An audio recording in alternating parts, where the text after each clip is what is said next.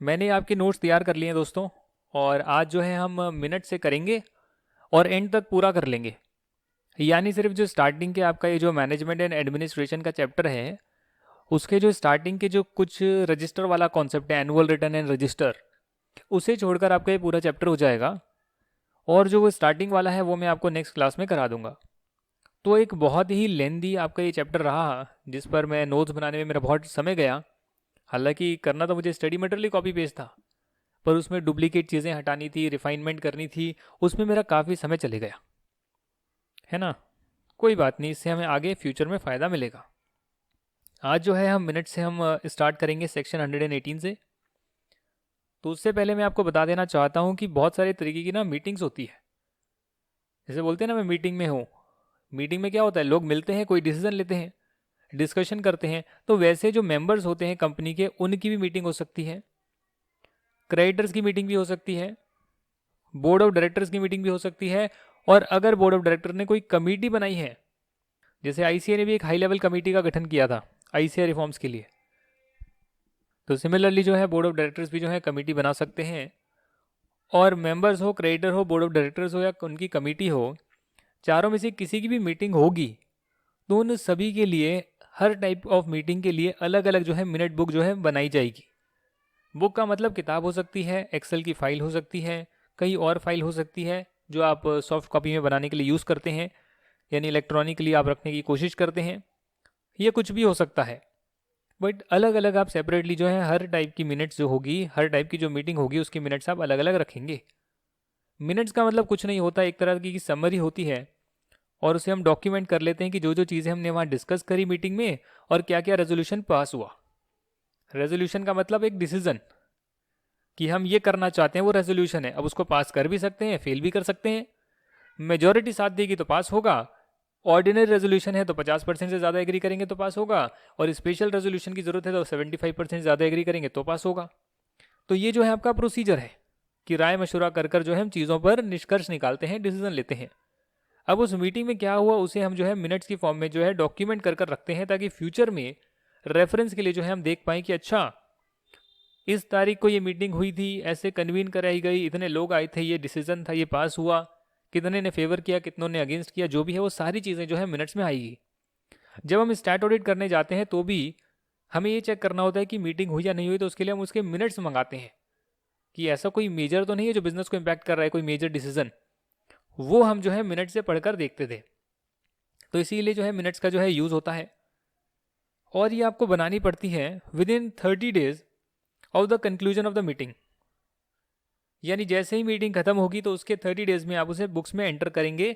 और बुक्स का मतलब बुक्स ऑफ अकाउंट्स नहीं है। बुक्स का मतलब है जो मिनट की बुक है, चाहे वो एक्सेल हो, चाहे वो कोई और सॉफ्ट कॉपी हो, चाहे वो आपकी हार्ड कॉपी की बुक हो, एक किताब हो जिसमें आप नोट डाउन करें, जैसे पहले टाइम में होता था। तो वो चीज़ से इसका रेफरेंस है। अगर रेजोल्यूशन जो है पोस्टल बैलेट से किया जाएगा, उस केस में जो है ब्रीफ रिपोर्ट जो है लगाई जाएगी, जिसमें आप पोस्टल बैलेट में आप ये सारी डिटेल्स भी देंगे कि रेजोल्यूशन क्या प्रपोज किया था, वोटिंग का रिजल्ट क्या है, स्क्रूटनाइजर की रिपोर्ट की समरी क्या है। ये भी आप मिनट बुक में जो है साथ में एंटर करेंगे कि ये डिसीजन पास हुए, उसके बाद ये सारी चीज़ें। बस, हाँ जी, बस कहानी यहाँ तक ख़त्म नहीं होगी दोस्तों। आपको आपको जो है मिनट का जो हर पेज है उस पर इनिशियल करने पड़ेंगे, साइन करने पड़ेंगे। कौन करेगा वो नीचे लिखा है, यानी कि हस्ताक्षर करने पड़ेंगे। जैसे छोटे से साइन होते हैं ना, उसे इनिशियल्स बोलते हैं, या साइन करेंगे। और लास्ट पेज पे तो आप डेट भी लिखेंगे, डेट लिखकर साइन करेंगे कि इस दिन जो है किया गया है। कौन कौन कर सकता है भैया, देखिएगा। बोर्ड और कमेटी की जो मीटिंग होती है उसमें चेयरमैन कर सकता है उस मीटिंग का, या अगर उस मीटिंग का चेयरमैन नहीं कर पाता है तो जो नेक्स्ट मीटिंग होने वाली है उसका चेयरमैन आकर साइन कर देता है। अब भाई रह गई बंदे से, पिछले मीटिंग की साइन नहीं हुई, तो नेक्स्ट मीटिंग जब होगी उसका चेयरमैन पहले वाली रिपोर्ट को साइन कर देगा। दूसरे केस में जो जनरल मीटिंग होती है, जो मेंबर्स की होती है, उसमें चेयरमैन साइन करता है 30 डेज में। हालांकि अगर उसकी इनेबिलिटी है, डेथ हो जाती है, कुछ दिक्कत हो जाती है, जो डायरेक्टर ड्यूली ऑथराइज्ड है बाय बोर्ड ऑफ डायरेक्टर्स, इसका मतलब मान लेते हैं 10 डायरेक्टर हैं बोर्ड ऑफ डायरेक्टर्स, उसमें से किसी एक डायरेक्टर को अथॉरिटी दी है कि भैया आप मिनट्स बुक पे साइन कर लेना, तो ये ऑथराइज डायरेक्टर हो गया, सबकी रजामंदी से इसको जो है हमने राइट दे दिया है। उस केस में ये डायरेक्टर करेगा अगर चेयरमैन नहीं कर पाता है तो। सिमिलरली पोस्टल बैलेट में भी चेयरमैन 30 डेज में करेगा, और अगर वो नहीं कर पाता है तो कोई दूसरा डायरेक्टर करेगा जो बोर्ड ऑफ डायरेक्टर ने ऑथराइज किया है।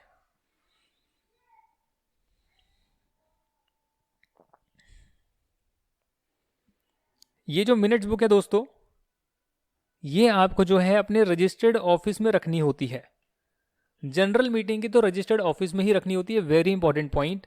हालांकि जो और आपकी मीटिंग्स है, जैसे मैंने आपको बताया, क्रिएटर की हो सकती है, डायरेक्टर की हो सकती है, कमिटी की हो सकती है, वो आप रजिस्टर्ड ऑफिस पे भी रख सकते हैं या फिर किसी और प्लेस पे रख सकते हैं जो बोर्ड ऑफ डायरेक्टर एग्री करें, है ना। और कंपनी सेक्रेटरी जो है उनकी कस्टडी में रखी जाएगी, या फिर डायरेक्टर जो ड्यूली ऑथराइज्ड है उसकी कस्टडी में रखी जाएगी। यानी सबकी रजामंदी से, जिस डायरेक्टर को हमने ये काम दिया है उसकी रजामंदी से उसको प्रिजर्व भी किया जाएगा, कंपनी रखेगी।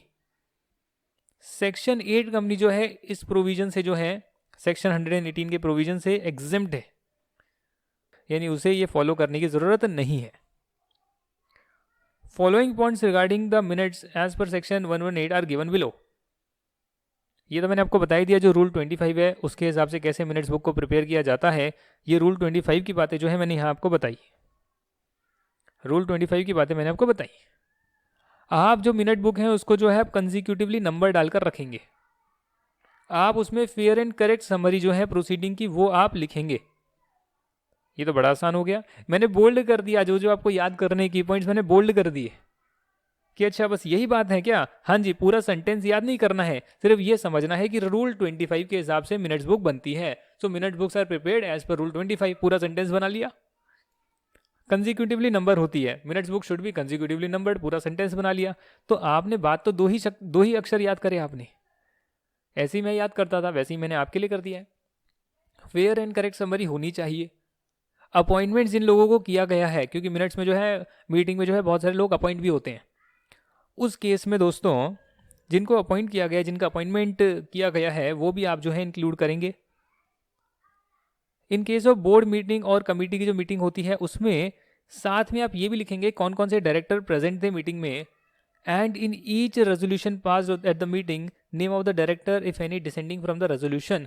तो ये बहुत इंपॉर्टेंट पॉइंट है, यानी कितने डायरेक्टर्स आए और कितने डायरेक्टर्स ने रजामंदी नहीं दी, उनके नाम भी जो है मिनट्स में लिखे जाएंगे। ये स्पेसिफिकली यहां बताया गया है सेक्शन 118 में। कुछ मैटर्स जो हैं वो इंक्लूड नहीं करे जाएंगे, और कब नहीं करे जाएंगे, जब चेयरमैन की ओपिनियन में उसको लगता है कि डिफेमेटरी है, यानी बदनामी भरी चीजें कुछ हुई थी। हैं, एक बंदे ने मीटिंग चल रही थी चिल्ला दिया, आग लगा देंगे। अब आप कहेंगे भैया ये हुआ था मीटिंग में, चलो इसको नोट डाउन करते हैं। एक बंदे ने आग लगा देंगे, पेपर फाड़ कर फेंक दिया, एक ने तमाशा कर दिया, उसको मिनट्स में लिख देते हैं। अब चेयरमैन को लग रहा है यार ये तो अच्छी बात नहीं हुई है, इसको हम इग्नोर कर सकते हैं। तो अगर कोई डिफेमेटरी चीज़ हुई है, कोई इमेटीरियल चीज़ें, इररिलेवेंट चीज़ें हैं जिससे कंपनी के इंटरेस्ट को हार्म हो सकता है, ऐसी कुछ चीज़ें हैं, तो उन्हें स्पेसिफिकली चेयरमैन जो है अपनी ओपिनियन में अगर उसको लगता है ऐसी चीज़ें कुछ है, तो उसे एक्सक्लूड करने के लिए बोल सकता है कि भैया मिनट्स में मत लिखो, कल को मिनट्स जो है रिकॉर्ड्स में आ जाएंगे, और उसके बाद कोई पढ़ेगा तो वो भी हंसेगा, भाई क्या है ये। तो ये जो है चेयरमैन की डिस्क्रिप्शन है, क्या मैटर्स को आप इंक्लूड करेंगे, क्या एक्सक्लूड करेंगे मिनट्स में। और एक बार मिनट्स बन गए तो वो एक तरह का एविडेंस हो जाएगा, प्रूफ हो जाएगा कि हाँ मीटिंग हुई थी तभी तो मिनट्स बने, बिना मीटिंग के कैसे मिनट्स बन सकते हैं। वैसे बनाने वाले बना लेते हैं, आपको पता नहीं है, हमारा तो काम है ये सब। मैं करता नहीं भाई, मैं सीए वाला काम करता नहीं हूँ, बट मुझे इतना पता है कि आपने ऑडिट ठीक से करी भी नहीं है, ऑडिट में गए भी नहीं है, उसके बाद भी वर्किंग पेपर तैयार हो जाते हैं कि अच्छा देखो हमने चेकिंग करी हुई है। डॉक्यूमेंट से वर्किंग पेपर बन जाते हैं, वर्किंग पेपर से डॉक्यूमेंट क्रिएट हो जाते हैं, पूछ मत क्या क्या चीज़ें हो सकती है। बट वो चीज़ें मुझे सिखाना वो मेरा काम नहीं है। तो ठीक है, मैं तो मान के चल रहा हूँ कि ठीक है आपकी मीटिंग हुई होगी तभी तो मिनट्स बने हैं, नहीं तो इसका रिवर्स करना भी अगर आप मुझसे सीखेंगे तो हम बता देंगे भैया मीटिंग के बिना कैसे मिनट्स बनते हैं। बट ये मेरा काम नहीं है, मैं ऐसा करता नहीं हूँ, मुझे पता है। Where the minutes have been kept in accordance with this section until the contrary is proved, हम तो यही मानेंगे कि सब कुछ प्रॉपरली हुआ है। अगर मिनट्स बनाए गए हैं तो इसका मतलब सारी चीज़ें जो है, मीटिंग बुलाई गई थी, बुलाकर जो है डिसीजन पास किया गया था, जो मेजॉरिटी था वैसा हुआ, स्क्रूटनाइजर अपॉइंट किया गया था, साथ में वोटिंग वगैरह की प्रॉपर काउंटिंग हुई, एक बंदे ने 2 बार वोट नहीं दिया, प्रॉक्सी का सारा कुछ हमने फॉलो किया, वो सारी चीज़ें फॉलो हुई हम मान लेंगे। Unless and until contrary is proved, यानी कि कोई आकर बोलता है कि नहीं नहीं ऐसा नहीं हुआ है, गड़बड़ हुई है, और उसका प्रूफ देता है, जब तक नहीं देता तब तक कोई दिक्कत नहीं है। No document purporting to be a report of the proceeding of any general meeting of a company shall be circulated or advertised at the expense of the company unless it includes the matter required by this section to be contained in the minutes of the proceeding of such meeting। मतलब कि ये कि जब तक कोई ऐसा matter जो कि आपका कंपनीज एक्ट बोलता है कि इसे मिनट्स में इंक्लूड करना चाहिए, आपका कंपनीज एक्ट बोलता है, उससे जुड़ा हुआ डॉक्यूमेंट आप सर्कुलेट कर सकते हैं। बट उसके अलावा आप कोई और डॉक्यूमेंट ये बता कर कि भैया ये देखिएगा ये हमारी प्रोसीडिंग की ना जो है रिपोर्ट है, उसे कंपनी के एक्सपेंस पे जो है आप सर्कुलेट नहीं करेंगे, ये बोला गया है। बंदा अपने आप इंस्पेक्ट करने आएगा, वो आ सकता है। Every company shall observe secretarial standards जो institute of company secretary of India ने इशू करे हैं, जैसे कि अकाउंटिंग स्टैंडर्ड आईसीआई इशू करता है, standards on auditing ICI issue करता है, वैसे ही सेक्रेटेरियल स्टैंडर्ड जो है institute of company secretary issue करता है। यदि इन प्रोविजंस का पालन नहीं किया गया तो कंपनी पर 25,000 रुपये का पेनल्टी लग सकती है, ऑफिसर पर 5,000 की लग सकती है। और अगर टेम्परिंग करने की कोशिश करी गई, यानी आपने चलो मिनट्स तो चलो गलत बनाए जो भी है बट सही बनाए, उसके बाद उसमें जो है चेंजेस करने की कोशिश करी गई तो फिर और दंडित किया जाएगा, और दंडित किया जाएगा। जिस भी ऑफिसर ने ऐसा किया होगा, ऑफिसर इन डिफॉल्ट, 2 साल की जेल, कंपनी को जेल नहीं हो सकती, ऑफिसर इन डिफॉल्ट को होगी, 25,000 से लेकर 1 लाख रुपए तक का फाइन। तो ये सारी की सारी जो चीज़ें हैं सेक्शन 118 की मिनट्स की चीज़ें हैं जो मैंने आपके साथ डिस्कस करी है, साझा करी है। अब अगर आपने मिनट्स बना ही लिए हैं तो उसकी इंस्पेक्शन से जुड़ी हुई चीज़ें पढ़ लेते हैं। सेक्शन 119 पॉइंट नंबर 1 कहता है कि जो मिनट्स हैं जनरल मीटिंग के वो तो आप रजिस्टर्ड ऑफिस पे ही रखेंगे, हालांकि जो बाकी है वो आप कहीं और भी रख सकते हैं, और उसे आप इंस्पेक्शन के लिए ओपन रखेंगे during the business hours by any member without charge, subject to reasonable restriction. हाँ, थोड़ी बहुत रिस्ट्रिक्शन लगा सकते हैं, और हर बिजनेस डे में कम से कम जो है 2 घंटे के लिए टाइम आप अलाउ करेंगे कि कोई बंदा मेंबर आता है, वो कहता है भाई मुझे जो है I am member of Maruti Suzuki, आप शेयर खरीद लें, आप कर देखें, ये आप शेयर खरीद कर देखें एक बार मारुति का, आप जाएं उनके दफ्तर में जो उसका रजिस्टर्ड ऑफिस है वहाँ पर जाएं और कहें भैया जो मीटिंग हुई थी उसके मिनट्स मुझे इंस्पेक्ट करने, सुबह पहुँच जाएं। अब पूरे दिन में जो है वो कभी तो आपको 2 घंटे की विंडो में अलाउ करेगा कि आओ इंस्पेक्ट कर लो, free of cost without any charge. But अगर आप उसकी कॉपी चाहते हैं तो आपको जो है 10 रुपये पर पेज देना पड़ सकता है, और पार्ट ऑफ द पेज, मतलब आधा पेज है तो भी वो 10 रुपये बोलेंगे ना, प्रिंटर की तो कॉस्ट लगेगी, तो इसीलिए 10 रुपये पर पेज आपको देने पड़ सकते हैं अगर आप कॉपी चाहते हैं। और कंपनी जो है 7 दिन में वो सप्लाई करेगी जब आपने रिक्वेस्ट करी है उसके। हालांकि अगर आप पिछले 3 फाइनेंशियल ईयर में इमीडिएटली प्रीसीडिंग 3 फाइनेंशियल ईयर्स की अगर आप सॉफ्ट कॉपी मांगते हैं किसी भी साल की किसी भी मीटिंग की, तो सॉफ्ट कॉपी आपको फ्री ऑफ कॉस्ट दी जाएगी। और यदि ऐसा नहीं किया गया, कंपनी ऐसा नहीं करती है, तो उसे 25,000 रुपये कंपनी को, 5,000 हर ऑफिसर को जिसने डिफॉल्ट किया है उसे देने पड़ेंगे। और जो ट्राइब्यूनल है, जैसे company national company law tribunal है जो कि एक तरह से छोटा कोर्ट होता है, कंपनी लॉ के मैटर्स को लेता है, तो वो जो है वो ऑर्डर कर सकता है इमीडिएट इंस्पेक्शन, या फिर बोल सकता है कि आप तुरंत जो है इस कॉपी को सेंड करें, ये ऑर्डर कर सकता है, इसको पावर दी गई है। तो इसका मतलब हमने ये जाना कि कैसे आप जो है मिनट्स को बनाते हैं, उसके रूल्स क्या हैं, उससे जुड़े हुए जो है प्रोविजंस क्या कहते हैं सेक्शन 118, और उसे आप इंस्पेक्ट कैसे कर सकते हैं, नहीं करते तो कितनी पेनल्टी लगती है 119। अब ये 2-3 बार पढ़ोगे तो याद होएगा। और एक चीज़ मैंने ऑब्जर्व करी ये करी कि जब मैं नोट्स बना रहा था तो मुझे ज़्यादा दिक्कत हो रही थी, मतलब कि एक तरह से लग रहा था बहुत ज़्यादा टाइम कंज्यूमिंग है। पर जब नोट्स बनाकर मैंने एक बार उसको रीड करने का सोचा तो मुझे लगा ये तो बहुत ईजी है, वेरी वेरी ईजी। इसका मतलब ये हो गया कि जो हम अभी लेक्चर देख रहे हैं, अटेंड कर रहे हैं हम ये क्लास, तो इस क्लास से आपको जो है एक एक चीज़ों में थोड़ी सी क्लैरिटी मिल गई है कि अच्छा ऐसे मिनट्स होते हैं, उसके सारे प्रोविजन मैंने बता दिए, एक वर्ड समझा दिया आपको, कैसे इंस्पेक्ट कर सकते हैं, ये पेनल्टी लगती है, वो सब समझ में आ गया है। अब अगर आप इसको एक बार खुद से प्रिंट आउट लेकर या लिखकर जैसे भी आप चाहें आप पढ़ लेते हैं, रीडिंग कर लेते हैं, तो आपको और बेहतर समझ में आएगा। खुद से पढ़ा हुआ और बेहतर समझ में आएगा। ये मेरा पर्सनल एक्सपीरियंस है, यही चीज़ मैंने पढ़ाई है, यही चीज़ आपके पास है, उसको एक बार रीड कर लीजिए और आपको जो है पक्का हो जाएगा चीज़। फिर 2 बार 3 बार 4 बार जितनी बार आप रीडिंग करें उतना बेटर है। आंख बंद करके रीडिंग करें, कीवर्ड्स को हाईलाइट करके रीडिंग करें, कॉन्सेप्ट का जो हेडिंग है उस हेडिंग का मतलब समझें और जितनी चीज़ें रिकॉल होती है वो करने की कोशिश करें, तो आपको प्रोविजन रिटेन रहेंगे। कई बुक मैंने देखी है जो 500 पेजेस की है और कंपनी लॉ भी 300 पेजेस से कम का नहीं है। मैं तो आपको मात्र जो है 100 पेज में भी नहीं दे रहा, 100 पेजेस से भी कम में कंपनी लॉ करने की मैं कोशिश कर रहा हूँ। अगर आप उसको अच्छे से पढ़ेंगे तो आप पास हो सकते हैं। First thing, provisions plus concepts, दोनों चीज़ें ना, प्रोविजन समझ में भी तो आना चाहिए और सारे प्रोविजन पता होने चाहिए। सेकंड चीज़ें S M questions, exam questions, and third is your revision. That's it. ये 3 चीज़ें जो करेगा वो पास हो जाएगा। लिख कर देखना चाहो कुछ लिख कर देख सकते हो, सारे नहीं कह रहा, मैं कह रहा हूँ 10 क्वेश्चन की प्रैक्टिस भी करोगे ना लिख कर और उसे एग्जैक्ट अपने एग्जाम के क्वेश्चन के आंसर से मैच करोगे तो गलतियां पता लगेगी ना, उतना ही बहुत है। 10 क्वेश्चन की प्रैक्टिस ही बहुत है जिनको आइडिया लेना है उनके लिए। वैसे कितनी प्रैक्टिस करो कम है। Maintenance and inspection of documents in electronic form, section 120। Section 120 कहता है कि जो भी डॉक्यूमेंट है, रिकॉर्ड है, रजिस्टर है, मिनट है, कोई भी चीज़ आपको बनाने की ज़रूरत है इस पूरे एक्ट में, वो सारी की सारी चीज़ें आजकल आप इलेक्ट्रॉनिक फॉर्म में रख सकते हो और उसे इंस्पेक्ट भी कर सकते हैं। और डेफिनेटली जो लिस्टेड कंपनी है या जहाँ पर कम से कम 1000 शेयर होल्डर हैं या डिबेंचर होल्डर हैं या फिर सिक्योरिटी होल्डर है, कोई भी सिक्योरिटी हो, प्रेफरेंस शेयर हो, कुछ भी हो, वो जो अपने रिकॉर्ड्स हैं वो इलेक्ट्रॉनिक फॉर्म में रख सकते हैं। उन्हें छूट दी गई है क्योंकि वहाँ पर साइज़ इतना ज़्यादा है कि अगर आप हाथ से लिख कर रखेंगे तो इतना ईजी नहीं होगा हार्ड कॉपी में रखना। इसीलिए जो आप लोग हैं वो आप इलेक्ट्रॉनिकली रख सकते हैं।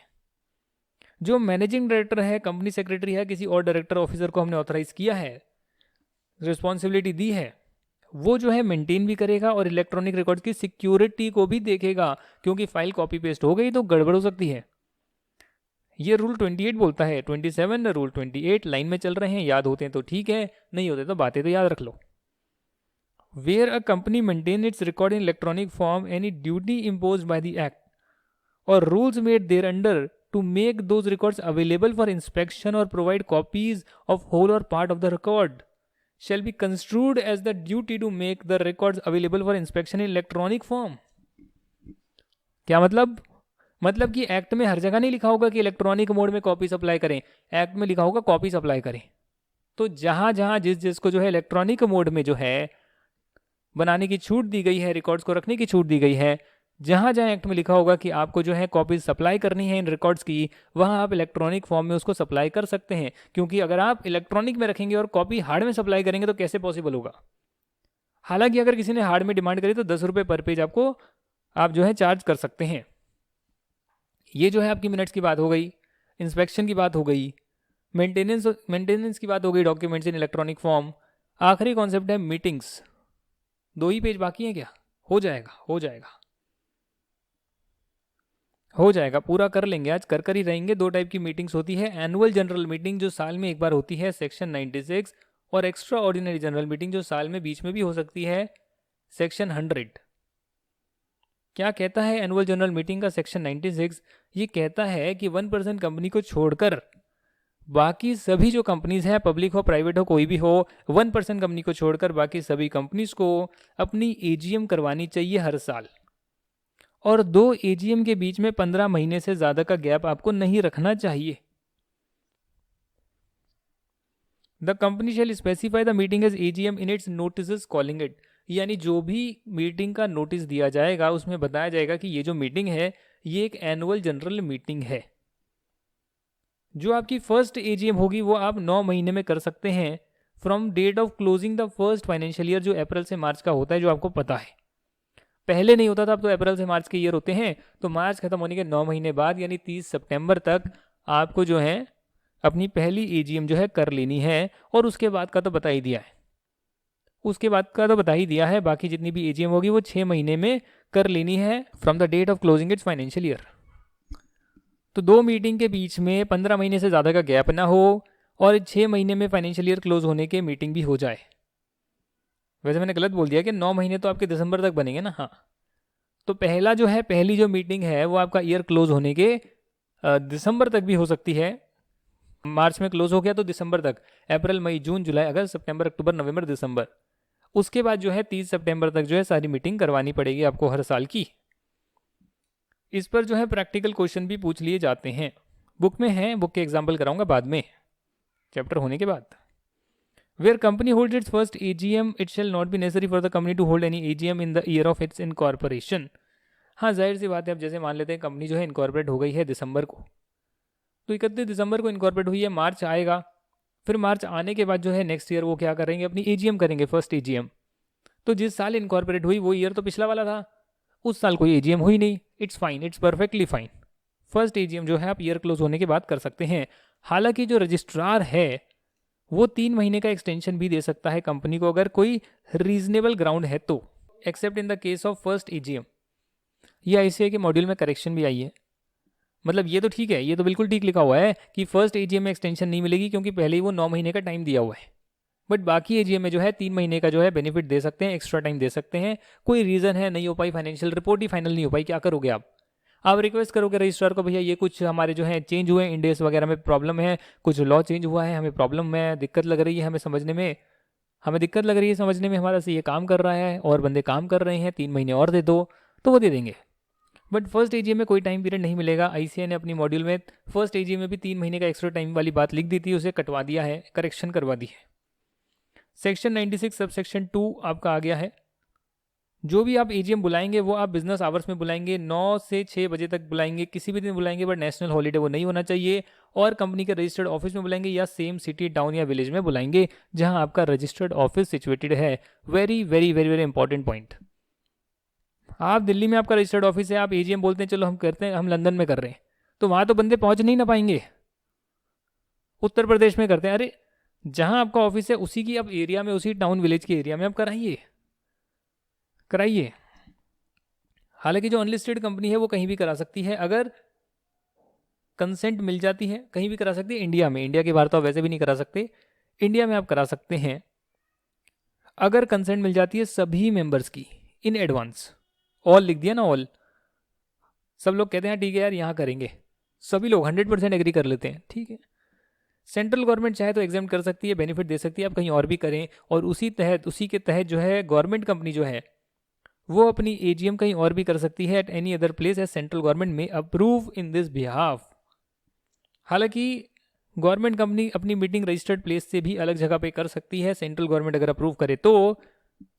हालांकि कंडीशन ये है कि उसने कोई डिफॉल्ट ना करा हो अपनी एनुअल रिटर्न फाइल करने में और फाइनेंशियल स्टेटमेंट्स फाइल करने में। सेक्शन 8 कंपनी जो है उसको भी एक छूट दी गई है कि वो अपना डेट टाइम प्लेस जो है नेक्स्ट एजीएम का वो पहले ही जो है फिक्स कर सकती है, based on instructions the board can call for the AGM. मैं आपको बता दूं, ये आपको लाइन कॉम्प्लेक्स लग रही होगी, इसको आसान शब्दों में बता दूं तो जो एजीएम होती है एनुअल जनरल मीटिंग, वो बोर्ड ऑफ डायरेक्टर्स बुलाते हैं, एजीएम साल की जो एक होती है। हालांकि सेक्शन 8 कंपनी में मेंबर्स चाहें तो वो एजीएम का टाइम वाइम डिसाइड कर सकते हैं और उसके बेस पर डायरेक्टर जो है नेक्स्ट एजीएम, जो भी एजीएम आने वाली होगी, उसको बुलाएंगे। तो ये बेनिफिट सेक्शन 8 कंपनी को दिया हुआ है। सेक्शन 96 के बाद 97 आ रहा है, हम लाइन में चल रहे हैं, 96(1), 2 और 97(1). अगर डिफॉल्ट किया जाता है, आप एजीएम नहीं बुलाते, तो ट्राइब्यूनल बोल सकता है, डायरेक्ट कर सकता है कि एजीएम बुलाओ, नहीं तो हम ये करेंगे, नहीं तो हम ये कर देंगे, वो कर देंगे, डायरेक्शन देता है। और ये भी डायरेक्शन दे सकता है, डायरेक्शन में इंक्लूड कर सकता है, नहीं बुलाओगे, अगर एजीएम इस दिन आपने नहीं बुलाई तो एजीएम आपकी इस दिन मानी जाएगी, और अगर एक बंदा भी आ गया तो हम बोलेंगे कि हाँ वो मीटिंग हो गई, और वो एक बंदा आगे कुछ भी रेजोल्यूशन पास कर जाएगा, आपको फिर मानना पड़ेगा, आप पर एप्लीकेबल हो जाएगा, मतलब डरा देगा। अगर कंपनी एजीएम नहीं बुलाएगी तो ट्राइब्यूनल के पास पावर है, वो उसको डरा सकता है, डायरेक्ट कर सकता है, कॉल कर सकता है एजीएम, मैं बुला रहा हूँ, एक भी बंदा आया एजीएम मान लेंगे हम तो हुई है। तो जिसके पास ज़्यादा शेयर है फिर वो बुलवाएगा ना डायरेक्टर को बोल के, जो भी है, डायरेक्टर भी तो उन्हीं की पावर से बने हैं, मेंबर्स ने ही तो अपॉइंट किया है डायरेक्टर को। सेक्शन 98 बोल्ड कर लेना। सिमिलरली अगर एजीएम के अलावा भी और कोई मीटिंग मेंबर्स की होती है, मीटिंग ऑफ अ कंपनी, यानी कि जो मेंबर्स की मीटिंग होती है, एक्स्ट्रा ऑर्डिनरी जनरल मीटिंग होती है, कुछ भी होती है, इम्प्रैक्टिकेबल है, नहीं बुला पाते, तो भी ट्राइब्यूनल के पास पावर है कि वो बोल सकता है कि मैं बुला रहा हूँ और एक भी बंदा आएगा तो मैं उसको मान लूँगा कि ये मीटिंग हो गई है। यदि आप डिफ़ॉल्ट करते हैं सेक्शन 96 से 98 में जितनी बातें हमने करी है एजीएम के लिए, तो कंपनी को भी और उसके ऑफिसर को भी, जब एंड लिखा होता है, दोनों को फाइन लगता है, 1 लाख रुपए तक का लग सकता है, और हर दिन जो डिफ़ॉल्ट कंटिन्यू होगा उसका 5,000 रुपये का फाइन लगेगा। एक इंपॉर्टेंट बात बताता हूँ कि एजीएम आपने नहीं बुलाई, डिफ़ॉल्ट करा, मान लेते हैं 1 अगस्त मान लेते हैं, कुछ भी तारीख मान लेते हैं, एज्यूम कर लेते हैं, तो जिस दिन डिफ़ॉल्ट कर दिया उस दिन डिफ़ॉल्ट करने की वजह से 1 लाख रुपए तक का फाइन, और उसके नेक्स्ट डे से फिर 5,000 रुपये प्रतिदिन का फाइन। तो बहुत ही हैवी पेनल्टी लगाई गई है, बहुत ही हैवी फाइन लगाया गया है। सेक्शन जो है 121 कहता है कि जो एजीएम है उस पर रिपोर्ट जो है आपको सबमिट करनी पड़ेगी, और स्पेसिफिकली सारी लिस्टेड कंपनीज जो हैं, वो लिस्टेड कंपनीज एक फॉर्म दिया हुआ है MGT 15, MGT 15, वो क्या करेंगे, हर एजीएम में जो भी कंफर्मेशन है कि हाँ जो मीटिंग है हमने बुलाई थी, कंक्लूड करी थी, सारे प्रोविज़न फॉलो करे गए, रूल्स हमने सारे फॉलो करे गए, उसके लिए जो एक रिपोर्ट बनाएंगे अपनी एजीएम की, और वो जो है आरओसी को 30 दिन में जो है फाइल करेंगे of the conclusion of the AGM with requisite fees, prescribed fees. और यदि ऐसा नहीं करा गया तो 1 लाख रुपए तक का फाइन लग सकता है, नहीं किया गया तो 1 लाख की पेनल्टी लग सकती है, 500 रुपये प्रतिदिन कंपनी पर लग सकता है। हालांकि टोटल जो कंपनी में पेनल्टी है 5 लाख से ऊपर नहीं जाएगी, और जो ऑफिसर इन डिफॉल्ट होंगे उन्हें 25,000 रुपये देने पड़ सकते हैं। मिनिमम है ये 25,000, अप टू नहीं है, मिनिमम है, प्लस 500 रुपये प्रतिदिन देने पड़ सकते हैं, मैक्सिमम जो है 1 लाख रुपये तक ये जाएगी। तो ये क्या है, एजीएम की एक रिपोर्ट होती है, लिस्टेड कंपनीज को देनी होती है, नहीं देंगे तो ये पेनल्टी है। Extra ordinary general meeting section 100 आपका लास्ट टॉपिक एक तरह से आ रहा है। तो मैं आपको बता दूं कि जो साल में एक मीटिंग होती है उसे एजीएम बोलते हैं, जिसकी हमने कुछ बातें पढ़ी।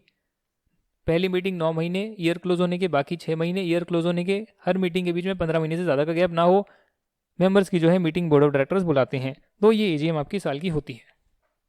तो ये आपकी मीटिंग साल की होती है। अगर आप साल के बीच में भी कोई मेंबर्स की मीटिंग बुलाना चाहें उसे एक्स्ट्रा ऑर्डिनरी जनरल मीटिंग बोलते हैं, जो सेक्शन 100 में बातें लिखी हैं। ये जो ईजीएम होती है ये बोर्ड ऑफ डायरेक्टर्स कॉल कर सकते हैं। अगर कोई मेंबर जिनके पास 1/10 voting power, 1/10 paid up share capital है, एज द केस में बी, अगर कंपनी की शेयर कैपिटल है तो 1/10 share capital, without share capital है तो 1/10 वोटिंग पावर वाले मेंबर्स बोर्ड ऑफ डायरेक्टर्स को रिक्वेस्ट कर सकते हैं कि एक ईजीएम बुलवा दीजिए सर। एक मेंबर, सभी मेंबर की डिटेल तो नहीं होती उसके पास, वो तो बोर्ड ऑफ डायरेक्टर को ही रिक्वेस्ट करेगा ना कि भैया एक मीटिंग बुलाइए, मुझे कुछ बातें करवानी है।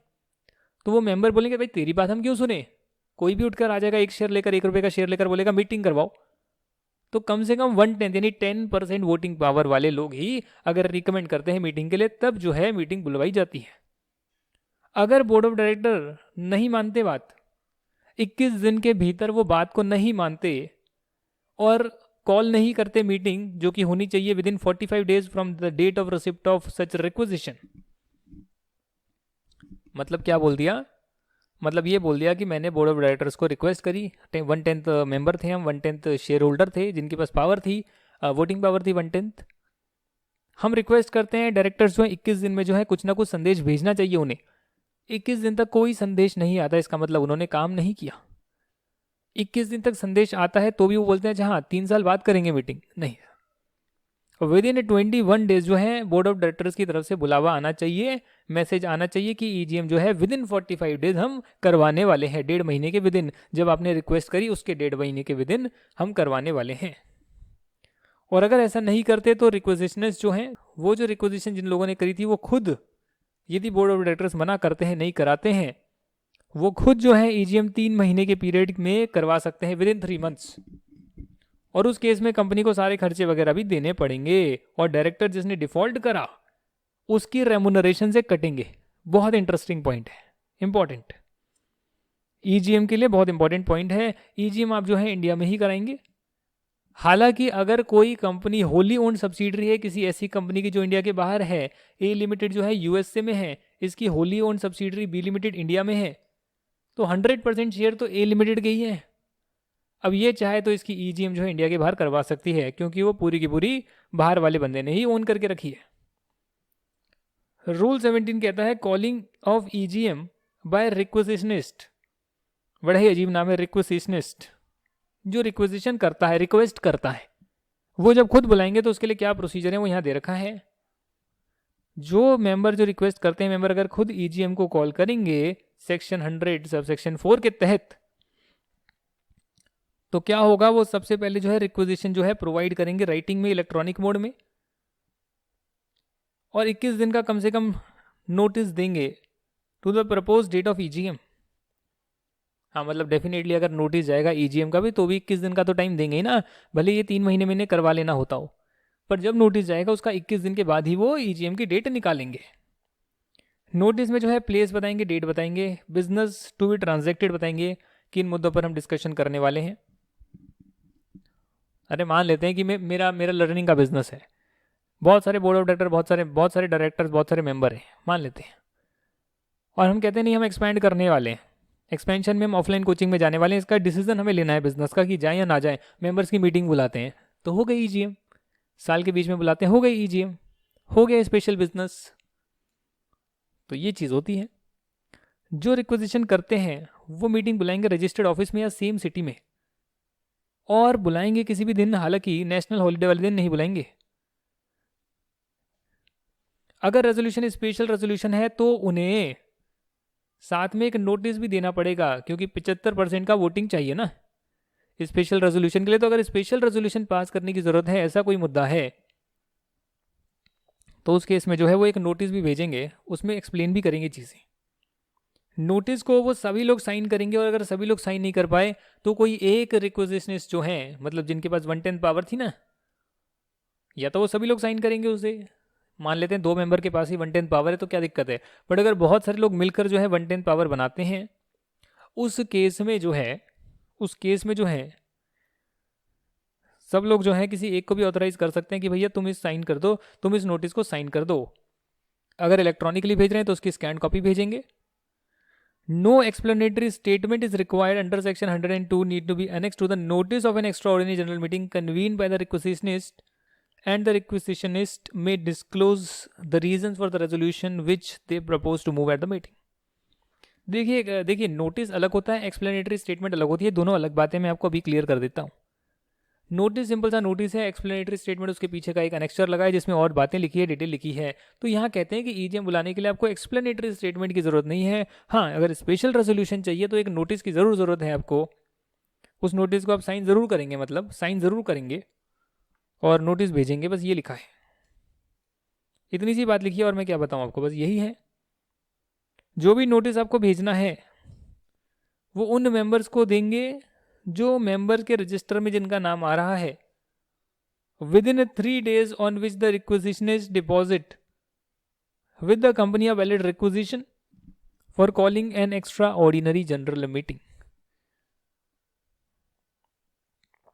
मतलब 3 दिन में जैसे ही आपके पास रिक्वेजिशन आती है, उसके 3 दिन में जो है आप आगे भी जो है इसको सर्कुलेट करेंगे। ये मुझे समझ में इतना आ रहा है, ये आ रहा है, यानी सभी मेंबर्स को देंगे। जिस दिन रिक्वेजिशनिस्ट ने डिपॉजिट करी है कंपनी को एक वैलिड रिक्वेजिशन, उसके 3 दिन में जो है उन सभी मेंबर्स को डिस्ट्रीब्यूट करेंगे जिनके नाम रजिस्टर ऑफ मेंबर्स में आ रहे हैं। ये चीज़ मुझे पढ़कर समझ में आ रही है। जहां पर मीटिंग नहीं बुलाई जाती है बोर्ड ऑफ डायरेक्टर के थ्रू, मतलब रिक्वेजिशन किया बट बोर्ड ऑफ डायरेक्टर ने नहीं बुलाया, वहां पर रिक्वेजिशनिस्ट जो है उसके पास राइट है, अधिकार है कि भाई आप नहीं बुला रहे हो तो एक काम करो, जितने आपके मेंबर्स हैं ना उनकी लिस्ट दे दो, उनके रजिस्टर्ड एड्रेस दे दो, कितने शेयर वो होल्ड करते हैं मुझे दे दो, मैं बुला लेता हूं, सब कुछ दे दो, उनका डिटेल दे दो। और company is bound to provide these details made as on 21st day from the date of receipt of valid requisition. मतलब कि जो रिक्वेजिशन है जो करी गई है कि आप नहीं बुलाते हो तो मैं बुला लूंगा, बट मेरे को डिटेल दे दो, तो कंपनी को जो है 21 दिन बाद, 21st day from the date of receipt of valid requisition, 21 दिन बाद जो लिस्ट होगी वो सारी की सारी रजिस्टर्ड एड्रेस वगैरह होंगे वो सब प्रोवाइड करेंगे। जिस दिन रिक्वेजिशन कंपनी को करी गई है उसके 21 दिन बाद जिनका लिस्ट में नाम होगा ताकि अगर कोई चेंज करना चाहे एड्रेस वगैरह वो कर ले बीच में, तो 21 दिन बाद जिनका नाम होगा वो सारी की सारी डिटेल प्रोवाइड करनी जरूरी है, जिम्मेदारी है कंपनी की, within 45 days from the date of receipt of valid requisition.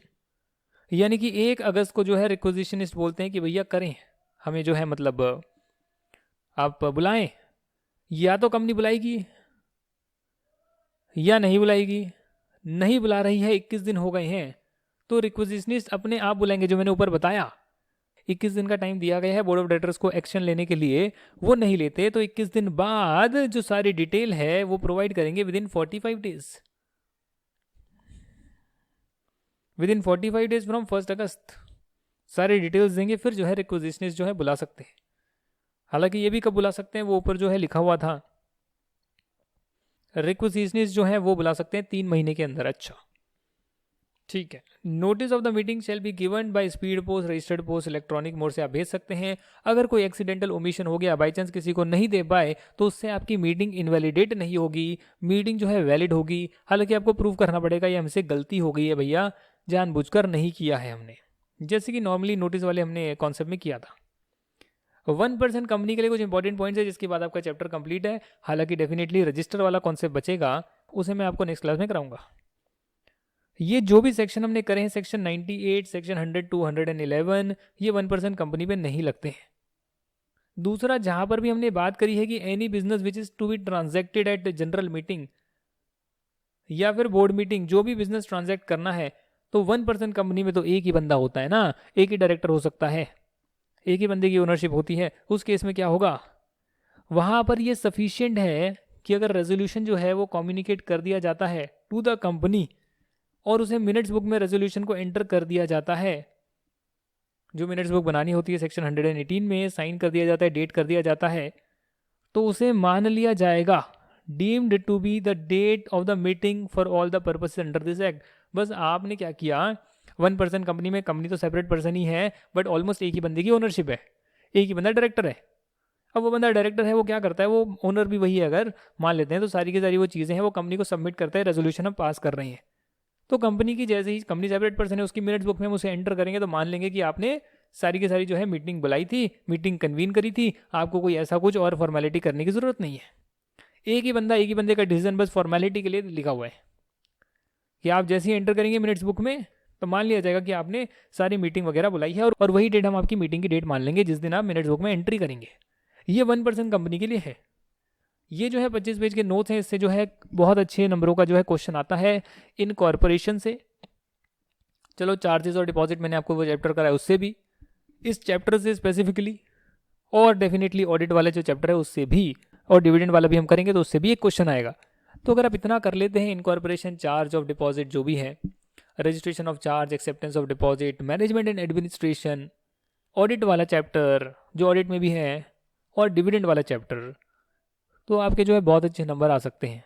But ये आपको जो है अच्छे से करना पड़ेगा, बार बार पढ़ना पड़ेगा। तो बस यही आज की क्लास के लिए। Thank you so much for watching this. Next class में आपका एक और रजिस्टर का जो है कॉन्सेप्ट स्टार्ट होगा, फॉरेन रजिस्टर, हाँ रजिस्टर वगैरह मेंटेन होते हैं ना जिसमें डिटेल मेंटेन करते हैं, उसका स्टार्ट होगा, तो वो हम करेंगे। हालांकि एक स्टूडेंट ने एक मुझे सवाल पूछा था कि रजिस्ट्रार और रजिस्टर सेम होता है क्या, रजिस्ट्रार और रजिस्टर सेम होता है क्या? अरे रजिस्ट्रार होता है रजिस्ट्रार ऑफ कंपनीज, ROC, जैसे department of telecommunication transport department, वैसे रजिस्ट्रार ऑफ कंपनीज का ऑफिस होता है, वहाँ पे रजिस्ट्रेशन वगैरह कराए जाते हैं, कंपनी को इनकॉर्पोरेट कराया जाता है। ऑनलाइन में भी होता है, मिनिस्ट्री ऑफ कॉर्पोरेट अफेयर की वेबसाइट है MC21, वो भी एक तरह का रजिस्ट्रार ऑफ कंपनीज है, वो एक ऑफिस है, वो एक डिपार्टमेंट है। रजिस्टर तो रजिस्टर है, रजिस्टर में तो एंट्री करते हैं, आप रजिस्टर में लिखते हैं, वो रजिस्टर है, उसे इलेक्ट्रॉनिकली भी लिख सकते हैं, आप फिजिकली भी लिख सकते हैं। तो ये सारी की सारी चीज़ें हैं। Thank you so much, bye, अगली क्लास में मिलते हैं फिर। चलो रिवाइज कर आना भाई।